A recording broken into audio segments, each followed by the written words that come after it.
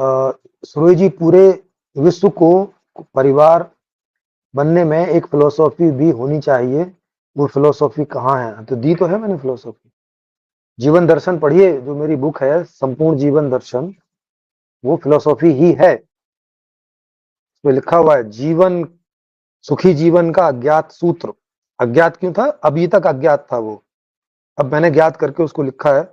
उसको पढ़िए, वो फिलोसॉफी है। और उस फिलोसॉफी को दुनिया का कोई आदमी नकार नहीं सकता। इवन अनजाने भी दुनिया का हर आदमी आज तक भी उसी फिलोसॉफी को फॉलो करता है।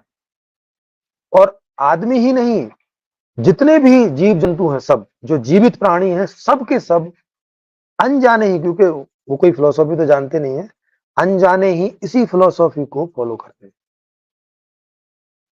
है ना। जैसे हमारे फेफड़े सांस अंदर खींचते और छोड़ते हैं, तो ये तो आज हमें पता है। या आयुर्वेद भी जब उसका जन्म हुआ तो उस समय उनको भी कुछ पता होगा, तो काट पीट के आदमी को देखा होगा तो देखा होगा कि अच्छा, फेफड़े में हवा भरती है, ऐसे खुलते हैं। लेकिन कितने जीव जंतु हैं, उनको कहाँ पता है कि हमारे अंदर एक फेफड़ा होता है और वो हवा लेता है और छोड़ता है? नहीं मालूम ना। लेकिन वो भी सांस लेते और छोड़ते हैं।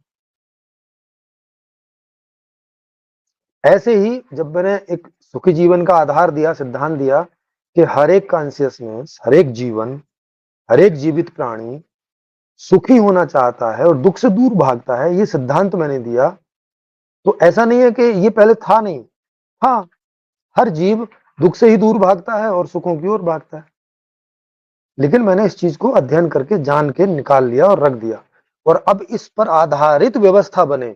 अब तक चूंकि ये सिद्धांत के रूप में नहीं आया था, तो इस पर आधारित कोई व्यवस्था बनी नहीं आज तक।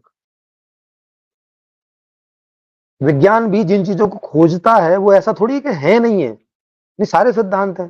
गुरुत्वाकर्षण का सिद्धांत पहले से है कि भाई जमीन की ओर चीजें खिंचती हैं, लेकिन नॉलेज के रूप में नहीं था, तो वो न्यूटन ने दे दिया। समझ रहे हो? ये फर्क पड़ता है ज्ञान का।